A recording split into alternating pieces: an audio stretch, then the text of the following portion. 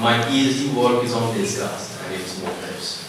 And this paper is primarily a larger work on philosophical interpretations of the problems of spitting, or what it means, or how does it end up meaning.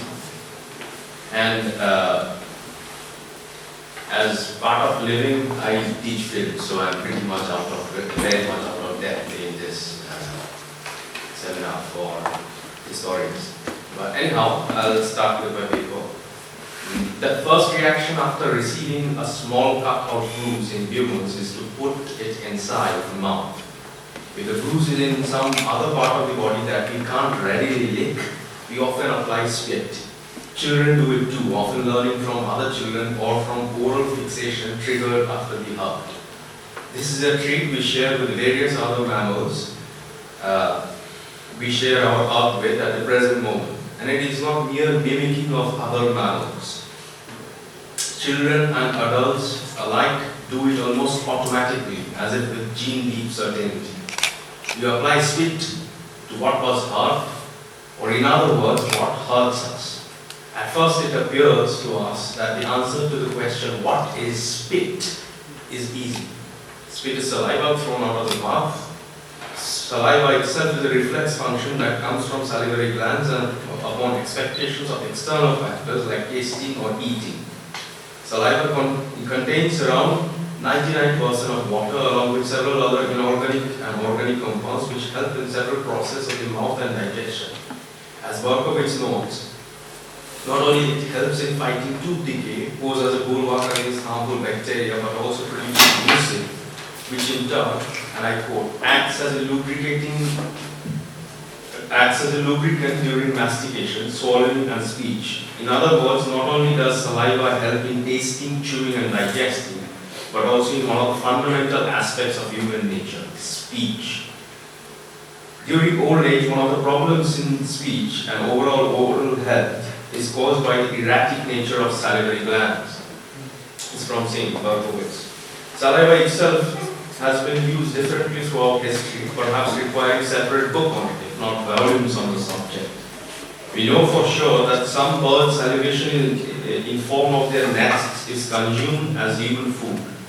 The industry that runs on the wrongly named Indian swiftlets bird's nest has gained such popularity that it has been named as the caviar of the East by food researchers. We know of ceremonial uses of spitting across cultures, or the fact that there were cultures of ceremonial spitting, as is noted by works of A.H. Godwin. The spit was also believed to be good fermenting agent and was used to ferment different elements like the ceremonial Japanese sake and various other edibles throughout history. We also know of other medicinal uses of saliva and a medicinal concern for the same. For the longest time, people held the belief that spit after fasting has healing properties. Jesus used the spittle cure by spearing saliva thrice in the Bible. In the passages of Mark 7.31 and John 9.6, Jesus, in the Bible at least, had healed 2 blind men and 1, within quotes, deaf and dumb person using his spit. Theology aside, a rational look then would suggest a major cultural belief of the healing properties of spit, especially by monarchs and healers.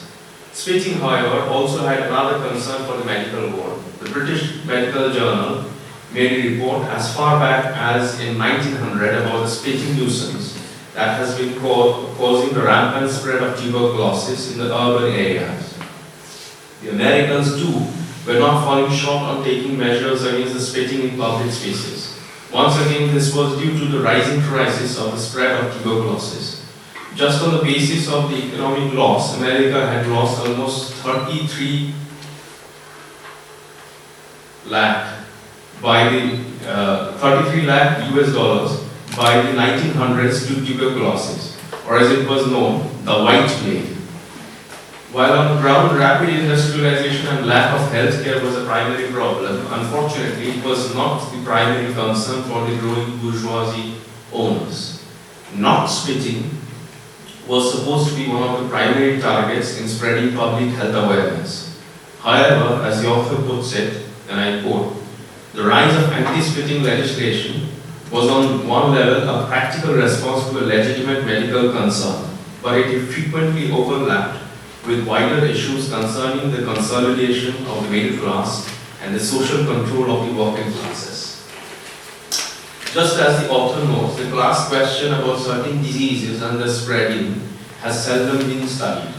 Historically, we can see that diseases and their class relations have often been ignored. However, spitting takes a special position in the class society.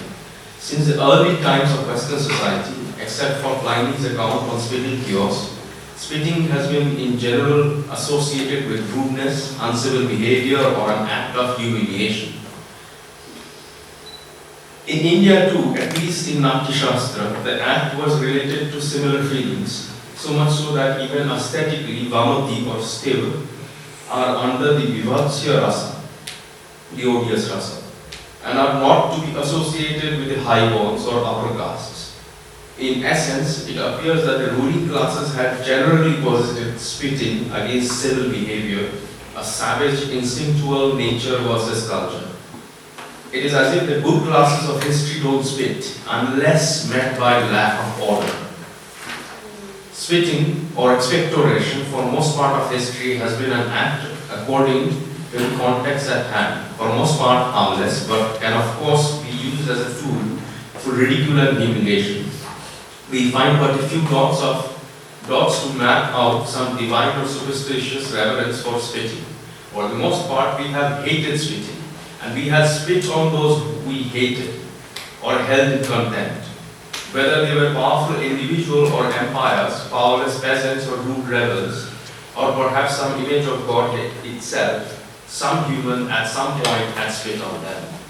The question that is not asked and should be asked is this: what does spitting really mean? There is the ontic problem.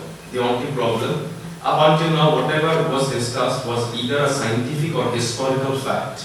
Therefore, it is an ontic in nature. It's a word from Heidegger.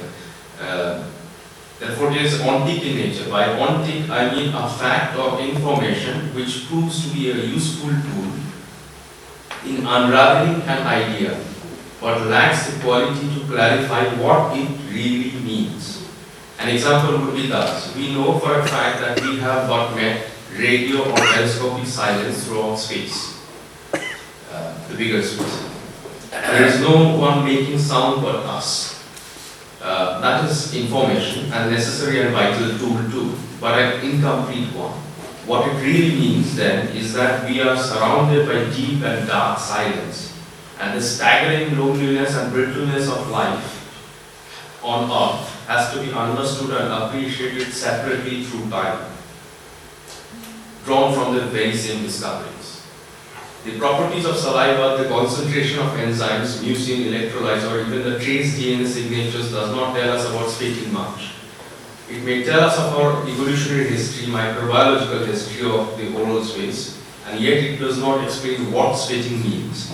The standard documented history, whether it is from Pliny's account of medicinal use of saliva or a long history of rulers and ruled spitting at each other, does not reveal anything much. If at all it proves anything, then it is a fact that spitting is a deliberate act of humans, quite contrary to retching or gag reflexes made upon a meeting a theme of disgust. It may even tell us of our presence and our involvement at crime scenes, and to a large extent may work as a component for modern state's vigilance. And yet it does not tell us why we are so readily subject to it, as in why we spit at all. The real question that should evoke our philosophical or sociological inquiry is the whatness of the act. In essence, what I am suggesting is to ask the question, what does spitting end up meaning in the larger coherent structures under which we study our being? By putting in scientific inquiries and sociological findings, how can we understand what spitting means to us as an action, both that of an individual and as a species? In other words, what does spitting mean? Firstly, multiple disciplines such as neurological sciences, culinary artistry, and studies of human sexuality have proven to us that saliva helps us in tasting. Anticipation, either of sex or of food, makes us salivate. In turn, salivation is a sign of the expectation of something to be put in the mouth. Purely from a sensorial perspective, tasting and touching are our primary agents of contact with the world around us. In sex too, the mouth salivates at the expectation of a kiss or any other sexual act. Kissing is an anticipation of tasting the other, a drive to consume the object of desire. It is as if we prepare deeply to relish the taste of spit itself when tasting something. Perhaps it is one of the reasons why good food and sex often elicit similar kind of sense of pleasure. Secondly, the anatomical sciences have also proved how crucial it is to salivate in order to digest something. But what happens when we cannot digest something physiologically or psychologically? We throw it out, we spit it out, or in the worst case, we vomit. Darwin, and this is from his book Humans and Emotions in Humans and Other Animals. Darwin had put disgust as an evolutionary residue among humans. However, theorists like Oral Colnoy, William Miller, Amra Sangyal, and others have argued that disgust is in fact subject to various other reasons, notably related to existence itself. The spit helps in digestion or comes out as part of the excretory process. Spit, as we can notice, is thrown out before things are consumed. Spit, therefore, is an essential category with which we shape the world around us. We both accept and reject food according to our tastes with the help of it. Spit is an expression of predigestion, something we do not want to take in. In other words, we humans spit out things we do not want to grasp, govern, consume, or accept. It is an act of rejection that is wet in texture. Lastly, there again exists anatomical sciences as well as linguistics which have special mention for the functions of saliva in usages of speech. While post-structuralist linguists argue that in language there are only negatives and traces of the real meaning, traces of other negatives. Psychoanalysis too treats language differently, and psychoanalysts, for professional reasons of course, rather takes fancy on the slips, silences, stutters, drooling, slurping, tongue clicking, and other lapses of language when the client talks of his or her problems. In both linguistic and psychoanalytic disciplines, language is considered as an incomplete tool, an important tool nonetheless. But one does spit while using speech or when speech falters. Spitting at someone or at something is midway between a lapse of language and a statement itself. This must be noted that we are not talking about habitual spitting in public spaces, which we shall discuss later. What I am raising here is a question of the deliberate act of spitting at or against something or someone symbolically or something bigger. There are times when emotional outbursts or flows seem unnatural and so overwhelming that the language falls short. In these cases, spitting becomes a statement disguised as a lapse in language or of judgment itself.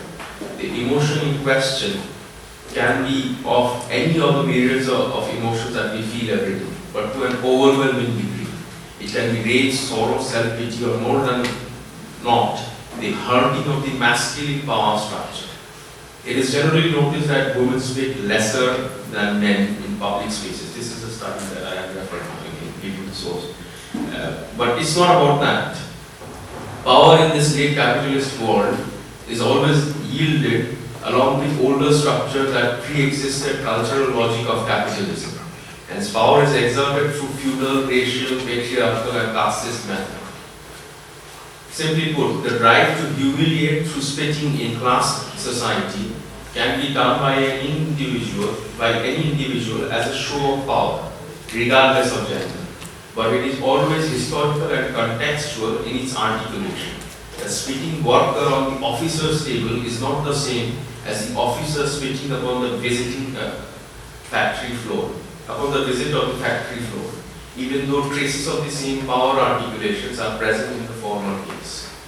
The absence of potent curse words often makes people expectorate, that is, X cast out directly from the pectus, chest, and arms truly from inside. The ontological problem. The ontological problem in formation of a concept. About 5 minutes.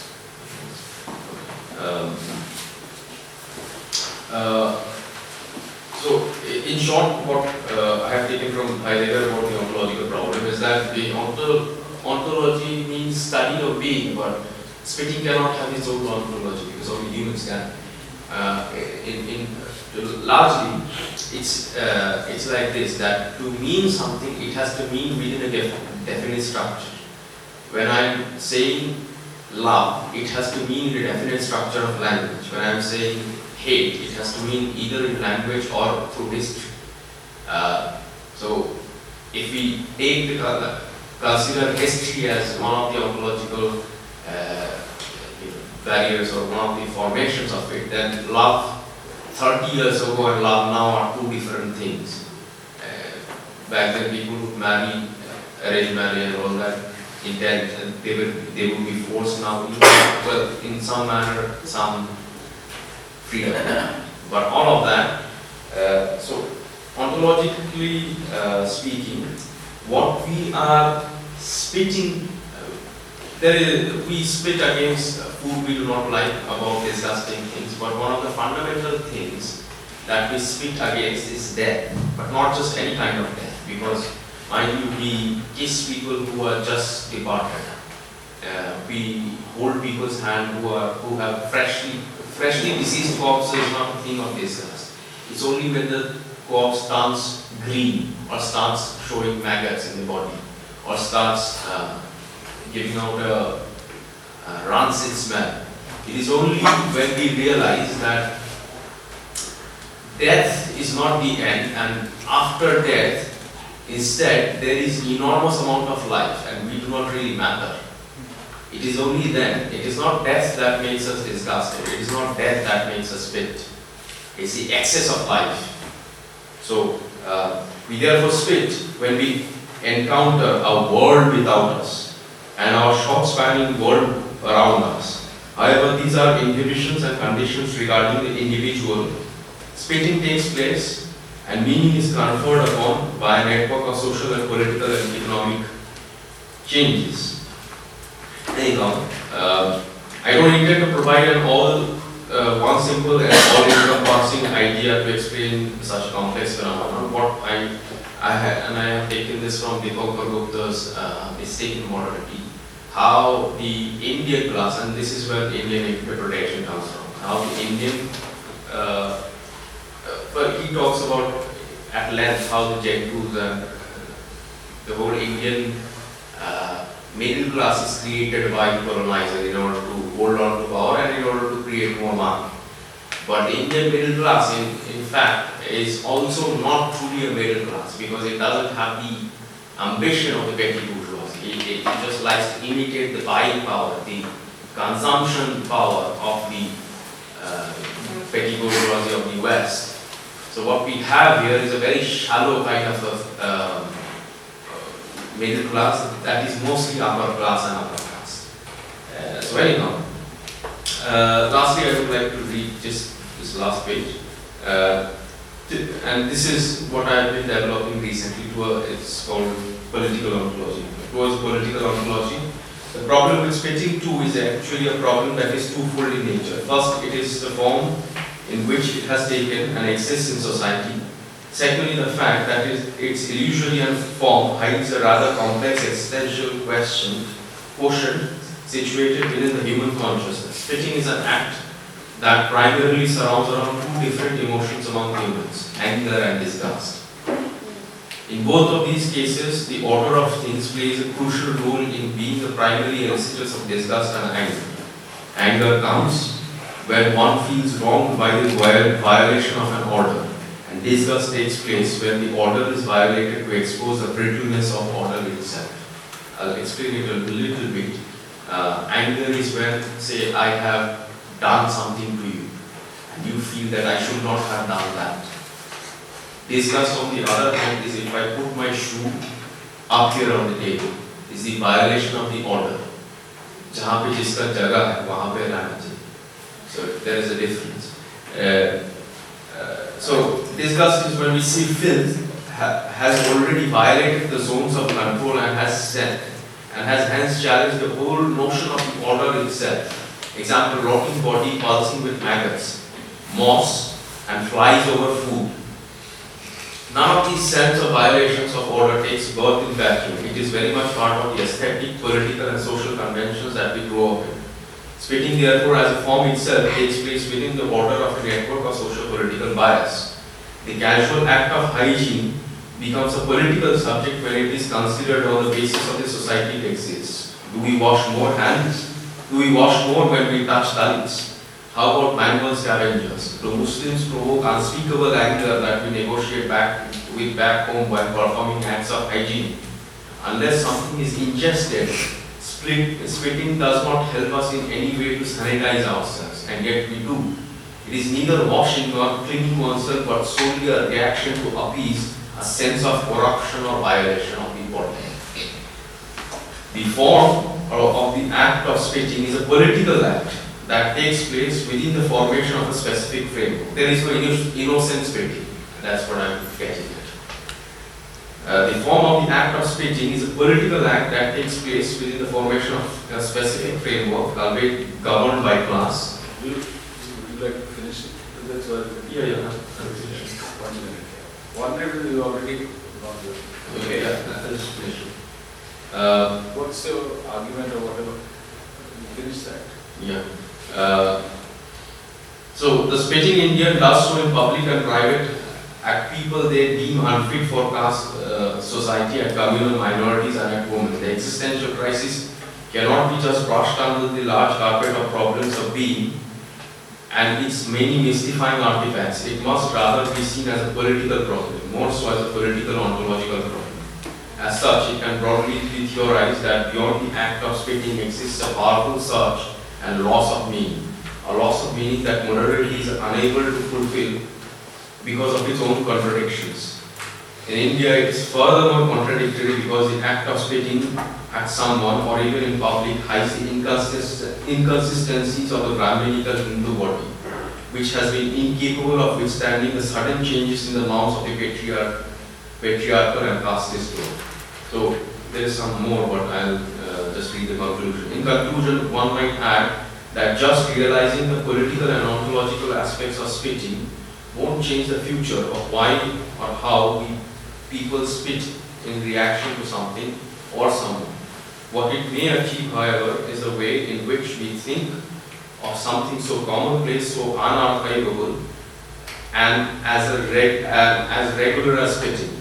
The fact that it has its own anthropological, political, and cultural history has to be contextualized with regards to a larger philosophical problem as well. This paper was an attempt to briefly discuss some of the key problems in the act of spitting. What it appears to be and what it really means are of course quite different in nature. What we can mainly focus on is probably how we can situate in our broader philosophical, linguistic, and cultural prospects. Okay. So it's quite late. It's just time to. This is precisely the time to be philosophical. So I invite you all to respond to this provocation. So we managed to put you into one